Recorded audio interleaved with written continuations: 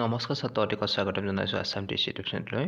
মই যে তোমালোকৰ মাজত লৈ আছোঁ ক্লাছ 6ৰ বিজ্ঞানৰ লেচন 2ৰ কুৱেশ্যন আনচাৰ দ্বিতীয় পাৰ্টটো। ইয়াৰ আগত এটা পাৰ্ট যদি চোৱা নাই চাই ল'ব, আৰু যদি মোৰ চেনেল ছাবস্ক্ৰাইব কৰি ৰাখিব তাৰ আগলৈ এনেকুৱা ভিডিঅ' পাই থাকে।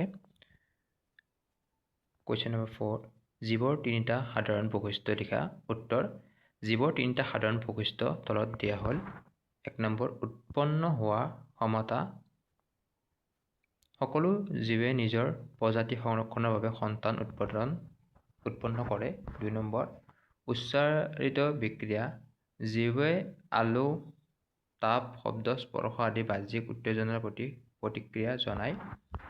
3 নম্বৰ, বৃদ্ধি আৰু বিকাশ। সকলো জীৱই সময়ৰ সৈতে ওখ হয়, গঠনগত পৰিৱৰ্তন হয় তথা দেহ গঠন উন্নত হয়। 5 নম্বৰ, সমান্তৰাল শিৰাবিন্যাস থকা তিনিবিধ পাতৰ উদাহৰণ দিয়া। উত্তৰ: সমান্তৰাল শিৰাবিন্যাস থকা তিনিবিধ পাতৰ উদাহৰণ হ'ল ধান। 2 নম্বৰ, কচুৰ পাত। 3 নম্বৰ, কলৰ পাত। 6 নম্বৰ, জৈৱ বৈচিত্ৰ্যৰ গুৰুত্ব লিখা। উত্তৰ: জৈৱ বৈচিত্ৰ্যৰ গুৰুত্ব বহুমুখী আৰু ই প্ৰাকৃতিক পৰিৱেশৰ সংগতি আৰু মানুহৰ জীৱন ধাৰণৰ বাবে অতি জৰুৰী। তলত কিছুমান মুখ্য গুৰুত্ব উল্লেখ কৰা হৈছে। জৈৱ বৈচিত্ৰ্যৰ মুখ্য গুৰুত্ব: পৰিৱেশৰ সংগতি ৰক্ষা কৰে।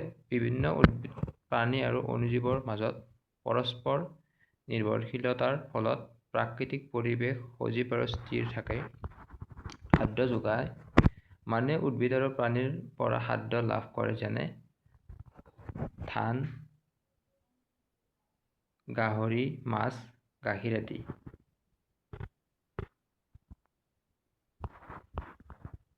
ঔষধৰ উৎপন্ন: বহু উদ্ভিদ আৰু অণুজীৱৰ পৰা ঔষধ বনোৱা হয়। উদাহৰণস্বৰূপে তুলসী, হালধি, নিম, ভেংগা। আৰ্থ-সামাজিক উন্নয়ন: কৃষি, বনজ সম্পদ, মাছ মৰাৰ জৰিয়তে বহু লোকৰ জীৱিকা নিৰ্ভৰ কৰে জৈৱ বৈচিত্ৰ্যৰ ওপৰত। জলবায়ু নিয়ন্ত্ৰণ: উদ্ভিদে কাৰ্বন ডাই অক্সাইড শোষণ কৰি বতাহ পৰিষ্কাৰ কৰি জলবায়ু নিয়ন্ত্ৰণ কৰে। সাংস্কৃতিক আৰু বৈজ্ঞানিক মূল্য: বিভিন্ন প্ৰজাতিৰ বা সমাজৰ পৰস্পৰ ধৰ্মীয় বিশ্বাস আৰু বৈজ্ঞানিক গৱেষণাৰ ক্ষেত্ৰতো জৈৱ বৈচিত্ৰ্যৰ বিশেষ ভূমিকা আছে। 7 নম্বৰ, চৰাই জৈৱ বৈচিত্ৰ্যৰ এক প্ৰয়োজনীয় অংশ ব্যাখ্যা কৰা। উত্তৰ: চৰাই জৈৱ বৈচিত্ৰ্যৰ এক প্ৰয়োজনীয় অংশ। এই বাক্যটোৰ অৰ্থ হৈছে যে চৰাইবোৰ প্ৰাকৃতিক পৰিৱেশ আৰু জীৱ বৈচিত্ৰ্য ৰক্ষা আৰু সংগতি বজাই ৰাখিবলৈ গুৰুত্বপূৰ্ণ ভূমিকা পালন কৰে। পৰাগ সংস্থানত সহায়: বহু চৰাই যেনে মৌ মাখি, হাৱা চৰাই ফুলৰ পৰা ফুললৈ পৰাগ লৈ যায়, যাৰ ফলত উদ্ভিদৰ প্ৰজনন হয়।